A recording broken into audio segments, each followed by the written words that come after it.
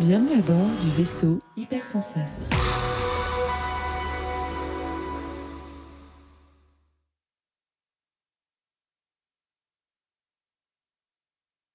Bonjour et bienvenue dans Le Défaussé, votre émission hebdomadaire sur les jeux de société. Moi c'est Alex et comme d'habitude je suis accompagnée de Zéphirienne. Ouh, cette lassitude, on l'a senti. On est à la fin de l'année, ça commence à être compliqué. Ouais, c'est dur, hein. C'est dur. On va penser à autre chose pour 2021 du coup. Ouais, on y croit. Et nous ne sommes pas seuls. Aujourd'hui, on retrouve Paul Gara qu'on a déjà eu pour le jeu. C'était quoi le jeu déjà avec les bidules? Gizmos avec les bidules. Exactement. Ouais, on construisait nos bidules. Voilà. Salut Paul Gara. Salut Alex, salut Zef. Salut, ça va? Trop contente de t'avoir au micro. Bah moi je suis hyper contente aussi de vous retrouver. Mais en vrai, on va pas s'occuper trop de toi aujourd'hui. Non, c'est pas sais. ça qu'on veut. C'est pas à aujourd'hui. moi que vous êtes venu voir en fait. C'est bizarre de dire ça, attention. C'est un peu bizarre. C'est un peu bizarre cette Non. phrase. Aujourd'hui, on va parler à Gabriel. Salut Gabriel. Salut, Alors Gabriel, de quoi tu vas nous parler aujourd'hui? de Histoire de peluche.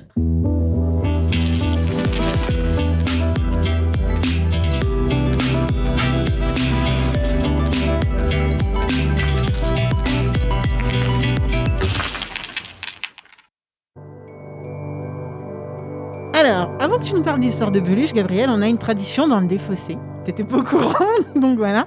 Alors déjà, c'est que tu te présentes un petit peu et ensuite que tu nous dises quel genre de joueur tu es, donc quel genre de jeu tu aimes. Alors déjà, on peut commencer par qui tu es, par exemple par rapport à Paul Gara. Je suis le fils de Paul Gara, j'ai 11 ans et demi. Ouais.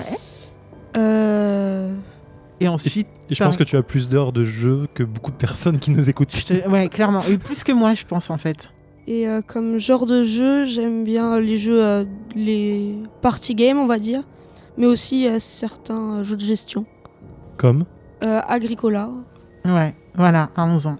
C'est beau. en moyenne, tu bats tes parents combien de fois à la volée comme ça? Sur 5 parties, 10 parties, tu les bats combien de fois? 2, on va dire. Ah, c'est pas mal. Ouais, moi aussi, je pensais plus, mais c'est déjà vraiment pas mal. Paul Gara qui dit plus rien. Elle pense que c'est plus souvent, je l'ai redit dans le micro. Ok, aujourd'hui, tu vas nous parler... Ah non, on a aussi quelqu'un d'autre. On a Victoire. Salut Victoire. Salut, T'as quel âge Victoire? 5 ans et demi. Et t'aimes bien quoi comme genre de jeu? Love Letter. Ah T'aimes ouais. bien... Ouais, ah oui, elle connaît les cartes par cœur, c'est ça? Oui, Ah, c'est fou. Elle joue avec... Ouais, c'est impressionnant. C'est Et fou. tu bats tes parents souvent au jeu? oui. C'est vrai ou pas, Gabi? Ouais. Oui, c'est vrai. C'est complètement fou. On va surtout avoir Gabi au micro, Gabriel, et il va nous parler de Histoire de peluche. Alors, Gabriel, nous t'écoutons. Quel type de jeu c'est Histoire de peluche? Explique-nous le contexte, tout. Vas-y, lâche-toi. Histoire de peluche, c'est un jeu coopératif où on va incarner les peluches d'une petite fille et on va essayer de retrouver sa couverture de bébé qui a été emportée par des créatures venant de sous son lit. Mais c'est trop mignon.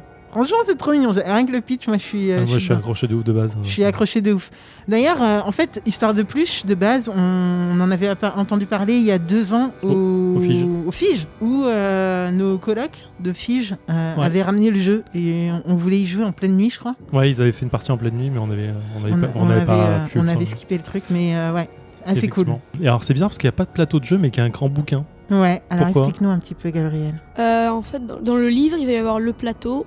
Et sur certaines cases du plateau, il va y avoir des symboles d'interaction.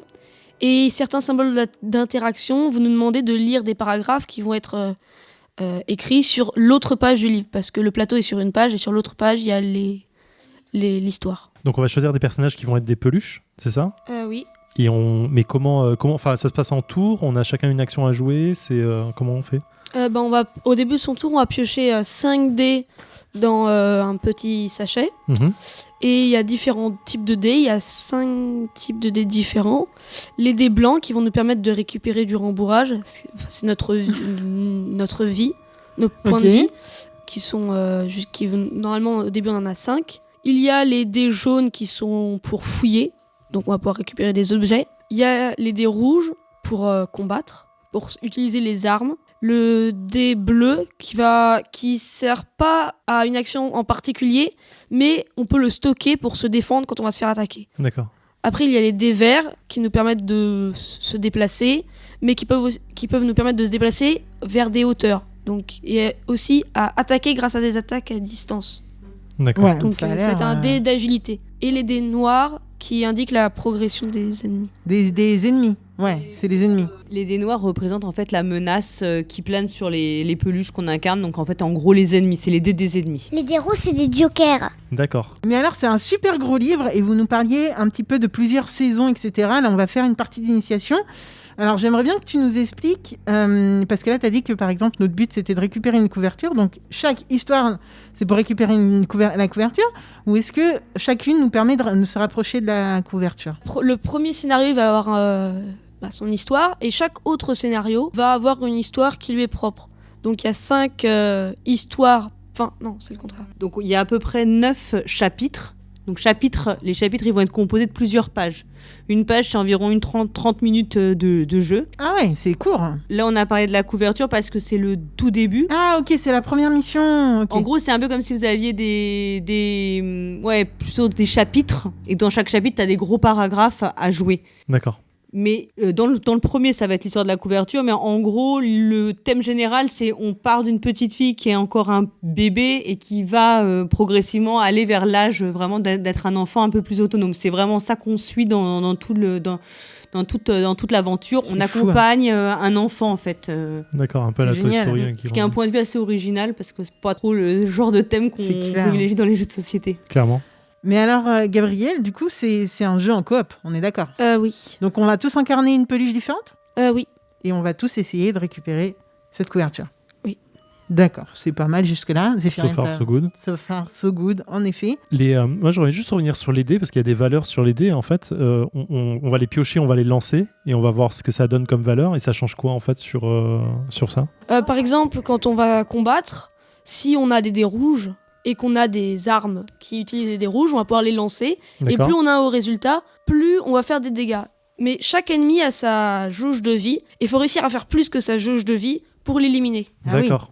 Il a de la défense aussi ? Non, ils ont pas de Ouais, de d'accord. défense. Donc, si on arrive à atteindre le nombre, on est On bon. tue directement. Oui. Ok, Ok, d'accord. c'est pas mal ça. Alors du coup, Gabriel, je veux bien que tu nous fasses ce qu'on appelle nous une fiche Wikipédia, donc nous dire à combien de joueurs ça se joue, pour combien de temps à peu près, Les auteurs. et les auteurs et illustrateurs. Et par quel éditeur ? L'éditeur, c'est Played Hard Games C'est localisé par qui ? Edge. D'accord. Pour 1 à 4 joueurs. Ok. Pour environ une histoire.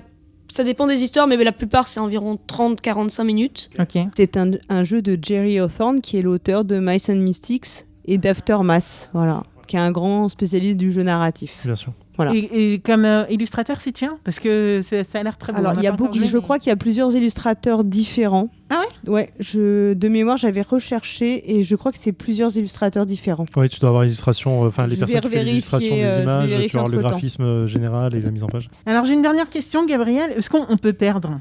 Pas vraiment. Ah ouais. Donc on arrive à la fin du scénario, c'est sûr. Oui. Ouais. Ok. Donc ça C'est devrait pas bien se fait, passer. c'est pas fait pour frustrer les joueurs. Les peluches ne peuvent pas mourir, mais elles peuvent perdre du rembourrage. Et quand leur rembourrage tombe à 0, elles s'évanouissent. D'accord. Et si on est tous évanouis ? Là, par contre, on a perdu. Mais c'est très rare. Est-ce que d'une histoire à une autre, tu gardes le rembourrage que tu avais dans la dernière histoire ?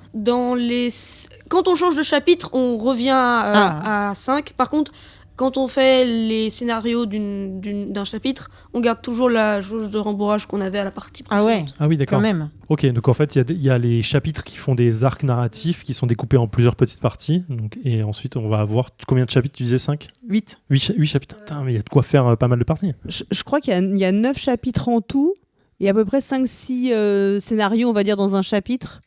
Après, je pense qu'il y a, selon les gens, selon les joueurs, si tu es adulte, effectivement, je pense que tu peux enchaîner les scénarios et faire un chapitre complet. Mais je pense que ça te prend bien 3 heures parce qu'en fait, tu as un peu de mise en place. Nous, c'est vrai qu'avec les enfants, quand on y joue, on fait plutôt un chapitre parce que ça fait 30 à 40 minutes. C'est bien pour une durée. Alors, un bon, scénario. ouais, un scénario. Enfin, voilà, une partie.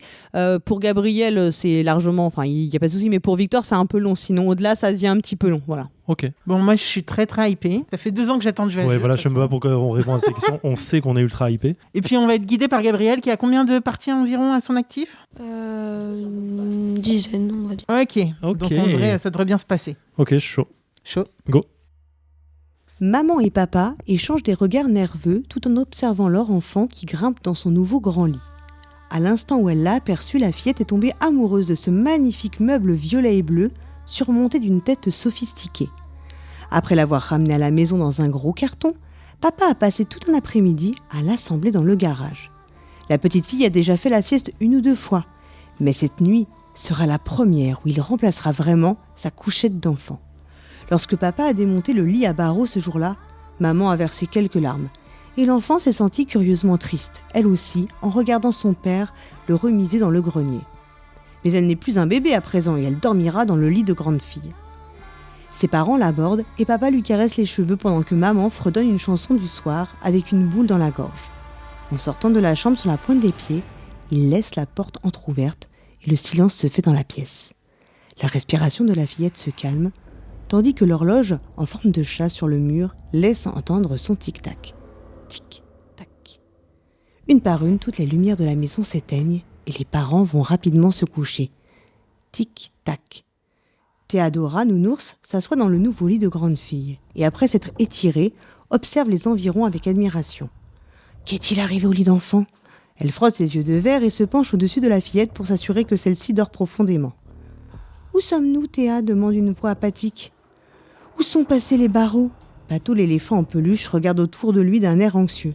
« Je n'en sais rien, Pat » répond Théadora. « C'était déjà comme ça quand je me suis réveillée. »« J'ai peur » murmure Pato.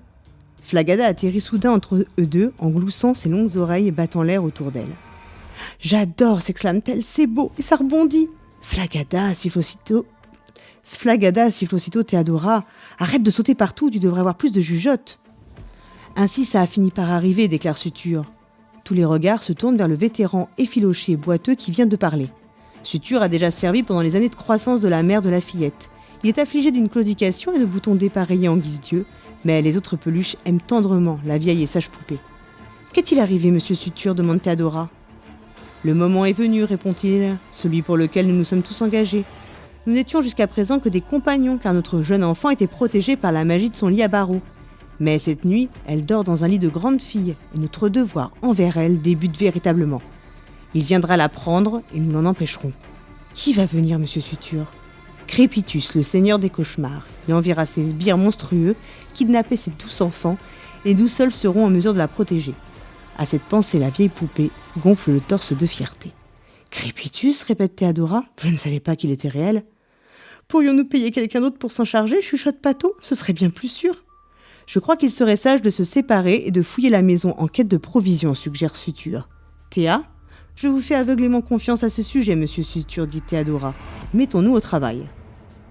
Ouais. Voilà. Mais là, du coup, il en faudra. Mais là, tu peux attaquer, non ? Bah, je peux attaquer, je Ouais, tu peux attaquer pour moi. Y a pas de souci. Et l'intérêt, c'est d'attaquer avec 2 dés plutôt qu'un. Je dis Victoire, elle a un pouvoir super. Si elle se bat avec un dé rouge, elle peut rajouter son nombre de rembourrage à son attaque. Non, c'est stylé. Ça, c'est pas mal. Ouais, je suis pas sûre que ça portait ça. Donc là, elle peut pas se déplacer, Victoire. Il faut absolument un dé vert pour se déplacer. C'est ça, Gabi ? Ouais. Il y en a un. Ouais. Mais j'ai un des verts. Bah alors, vas-y, déplace-toi. Je peux le tuer à partir du moment où je suis là, je peux le toucher. Par contre, faut faire. Ouais, Deux. C'est un peu le problème. 1, 2. Soudain, les frondaisons s'écartent tandis que le convoi s'engage sur un pont métallique bâti en travers d'une rivière tumultueuse. Qu'est-ce qu'il y a ? Loin en contrebas, les peluches aperçoivent une poignée d'étrangers qui voguent sur un simple radeau de bois. Tout ça va enfin devenir amusant. Gagner un cœur. Tout ça pour ça. Gagner un cœur. C'est pour moi. C'est pas toi qui. Ouais, c'est pas toi. Il essaie de voler Oui, les laissez cœurs. chourer tous les Il assassins. essaie de chourer les cœurs. C'était moi qui... Il faut avancer ici, je vous rappelle.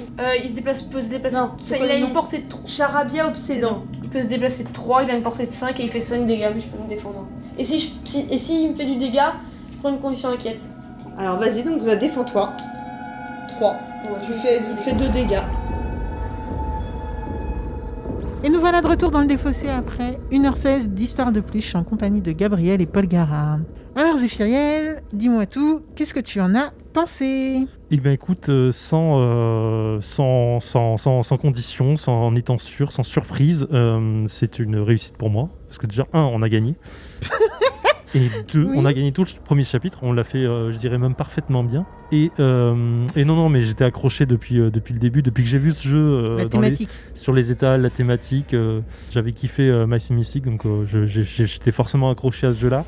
Je le trouve ultra mignon. Il est trop beau. vraiment Visuellement, très, c'est très une beau jeu. tuerie. Le système de jeu est plus sympathique que dans My Sim Mystic parce que plus permissif et moins punitif que ce qu'elle était sur My Sim Mystic. Les figurines sont superbes. Le thème est trop cool. Ça me rapporte plein de trucs de jeux de rôle comme c'est pas Little Nightmare, mais c'est. Enfin bref, j'ai un autre jeu en tête, mais je retrouverai pas le nom là tout de suite. Tiny aussi, c'est le même genre de truc et c'est trop mignon. Donc moi j'ai adoré et c'est clairement dans ma wishlist en top priorité quoi. Ça remonte tout clair. de suite. Il Vraiment, monte c'est direct, trop sympa. c'est J'ai clair. trop envie de connaître la suite, voir comment ça évolue, l'histoire, les chapitrages. En fait, le chapitrage est tellement agréable que c'est t'as envie de continuer. Tu finis là, tu veux connaître la suite, tu veux connaître la suite, tu veux connaître la suite. Et franchement, c'était vraiment trop cool. Donc j'ai kiffax de ouf. Voilà, parce que pour expliquer un petit peu, on a fait le premier scénar du jeu, l'introduction, avec qui introduit pas mal de dynamiques de jeu, etc., de mécaniques de jeu. Et en fait, l'idée, c'est quand même qu'il y ait une continuité. Et donc, en fait, là, la première aventure qu'on a introduit des antagonistes, et puis la fin de l'histoire qu'on vient de faire laisse penser que voilà, on a peut-être gagné cette première partie, mais qu'on n'a pas remporté la guerre, et que très honnêtement, ça va être un travail de longue haleine. Et c'est énorme parce que Paul Gara, déjà, tu nous disais, je sais plus si tu nous disais en off ou en première partie, mais tu nous expliquais qu'on allait suivre l'évolution aussi de la petite fille. La petite fille a grandi, etc. Et donc, on va suivre des aventures qui auront sans doute un rapport. Oui, c'est ça. Dans le premier scénario, en fait, elle change de lit. Donc, elle sort du lit de bébé pour un lit d'enfant. Et donc, en fait, toutes les aventures sont liées à sa progression, à son évolution et à toutes les peurs que ça peut générer pour un enfant. En fait, c'est intimement lié. Donc, il y a beaucoup de... Mais c'est jamais lourd ou trop... Enfin, ça fait pas du tout éducatif, etc. Ça reste quand même dans un univers qui est très féerique. Alors, c'est pas féerique, mignon. Hein. Il y a un petit côté dark aussi. Enfin, c'est un univers imaginaire qui est assez, moi, je trouve qu'il est assez riche en tout cas. Et ça retranscrit vraiment la dualité de les peluches bienveillantes qu'on incarne contre toutes les peurs d'enfants traditionnelles. Et c'est ça qui est vraiment bien exploité dans le jeu. Et c'est aussi un thème qui est un petit peu plus original. Et puis le visuel, vous l'avez dit, est très important parce que forcément on pense à Tim Burton, on pense aussi à la thématique de Toy Story ou de Small Soldier, les jouets qui prennent vie, qui est un super film que je vous recommande, un vieux film que je vous recommande si vous ne l'avez pas vu. Fin des années 90. Ouais, voilà, c'est ça. Pour les mots. Voilà, et alors là, c'est très différent parce que nous, on avait déjà fait cette première partie, mais nous, on l'avait fait en plein de fois. On n'avait pas été aussi efficace qu'avec vous. Donc, vous nous avez vraiment transcendés. On vous remercie. Je pense aussi que c'est parce que les règles, malgré tout, comme Zef l'a dit, les règles de ce genre de jeu sont tout souvent très lourdes. Toujours. C'est toujours très scripté, il faut faire les choses dans un certain ordre. Les premières parties, nous, on a eu quand même un peu de mal, il faut revenir aux règles, etc. Là, on commence à être un peu plus rodé, on a été un peu plus efficace et puis on a fait des meilleurs choix, mieux exploiter les capacités des persos. Ce qui est plus difficile quand je joue avec les enfants parce que j'en ai une qui sait pas lire, donc elle sait pas lire les capacités, donc faut que moi je gère les 2 voire 3 personnages. Donc je pense qu'on est aussi moins efficace pour ça. Moi, je trouve que ça marche très bien avec les enfants malgré tout. Mais justement, en parlant d'enfants, Gabriel, comme toi, tu avais aussi déjà fait ce scénario qu'on a fait en introduction, là. Donc, est-ce que c'est rejouabilité pour toi? Enfin, qu'est-ce que tu as pensé de cette partie en particulier? Je savais déjà ce qu'on allait faire à peu près. Ce qui nous attendait, ouais. Ouais, donc j'avais pas trop de surprises, mais ça a été quand même bien de le refaire parce qu'on a progressé par rapport à la première fois qu'on l'avait fait, le scénario. Oui, il y a un choix. Enfin, il y a un événement qu'on a réussi à faire, tandis que la première fois qu'on l'avait fait, on l'avait pas fait. Donc du coup, ça nous a fait faire un cheminement différent de la première fois que tu connaissais pas.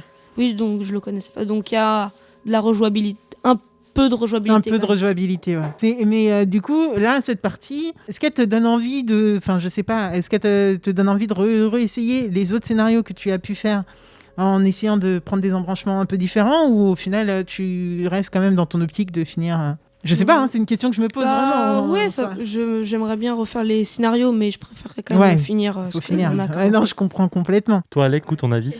Ouais, j'aime pas les coops, mais j'aime bien les mondes mignons. Mignons et un peu quand même dérangeant, déjanté. Et là, on est en plein dedans. Je pense que c'est... Alors, pour ceux qui connaissent le vaisseau Hyper Sans Sas, je pense que c'est un jeu qui plairait tellement à Nivrae. Ah, mais grave. Le Comics Outcast, C'est fou parce qu'on a le petit côté kawaii choupi, mais on a des petites armes aussi très sympathiques. Et je pense qu'elle kifferait.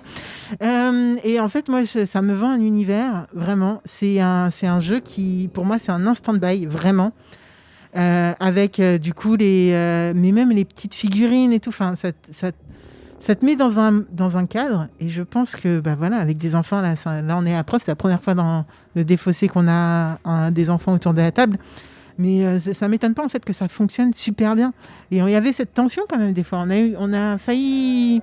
Oh, on a quand même eu des évanouissements, parce qu'on peut pas mourir quand même. Et on est quand même tombé dans les pommes. On a eu une petite tension sur un boss. Il a fallu être un peu stratégique. Ouais, ça suffit pour mettre de la tension. En fait, ce genre de jeu, je reproche justement. C'est ce que je reprochais à Massy Mystique à la base, c'est de dire tu perds vraiment le scénario bêtement parfois sur un mauvais jet de dés, une mauvaise situation. Il y a une part de hasard, là, ouais. Mais là, la part de hasard, elle est vachement mieux contrôlée, en fait, par ce système de dés et de couleurs. Et du coup, ça t'oblige à être stratégique et à pas être frustré sur une bêtise. Et je pense que quand tu perds dans ce jeu-là, c'est vraiment que t'as vraiment mal joué, du coup, tu le mérites. Là, on y était presque, quand même. On a eu chaud à la fin avec la petite fille qui allait se réveiller, hein. Donc c'est pas je suis pas sûr qu'on n'ait pas été prêt de perdre, mais peut-être d'avoir une autre fin différente. C'est pas. Oui, on a eu la meilleure fin possible, mais on aurait pu avoir une fin un peu moins réussie. En fait, c'est la fin que tu vas avoir, elle va être meilleure. C'est-à-dire, c'est l'évolution de l'enfant en fait qui va être plus sereine ou plus chaotique. Voilà, ce que j'appelle perdre, c'est vraiment le fait de se dire, en fait, il faut refaire le scénario parce qu'on a perdu. Oui, mais là, j'ai l'impression que c'est un scénario qui n'existe pas. Ça si tous les personnages tombent évanouis. Ouais, il faudrait qu'on tombe évanouis tous en même temps, quoi. Donc bon. Ça reste difficile. Et c'est pour ça que je dis, si on arrive dans cette situation-là, c'est vraiment qu'on a très mal joué. Dans ce cas-là, c'est mérité. Mais le jeu évolue malgré tout. Et ça, je trouve ça plutôt agréable dans ce type de jeu. Parce que si tu dois refaire un scénario juste parce que tu perds sur un jet de dés, c'est un peu frustrant au bout d'un moment. Et parfois, ça te force à aller plus loin malgré tout, quoi. C'est un peu relou. Non, mais là, je trouve qu'on a été une très très bonne team, qu'on a bien géré à chaque fois nos petits bonhommes, nos petits boutons et nos petits rembourrages. Bon, il a fallu renflouer plusieurs fois certaines personnes autour de cette table, mais... On t'en veut pas, Alex, c'est pas grave. Mais on était deux. Là, pour le coup, c'est la team des fossés qui avait besoin de rembourrage, ça allait pas du tout. Mais c'est super cool. Alors franchement, Gabriel, merci beaucoup de nous avoir... 1000 fois. Présenter le jeu. Est-ce que tu peux nous refaire une petite fiche wiki ou Paul Garin, est-ce que tu peux nous faire une petite fiche wiki? Au choix. Gabriel, vas-y, commence. Donc c'est Histoire de peluche, un jeu de Jerry Hawthorne, illustré par Kristen Pauline et Tregis. Il a été édité par Played at Games et est localisé par Edge. Ouais, et pour quel âge et combien de personnes? À partir de 7 ans, de 1 à 4 jours. Bon, 7 ans avec des parents qui sont très gentils, qui vous lisent tout, hein. Ça, il faut penser qu'il faut aimer lire quand même, parce qu'il y a quand même beaucoup de lectures. Et ça, si t'es vraiment réfractaire, faut abandonner, le jeu n'est vraiment pas fait pour toi. Ah, c'est clairement de la narration. Le jeu est quand même dans un bouquin. Enfin, je veux dire, là, pour le coup, le plateau est littéralement dans un bouquin. Les plateaux.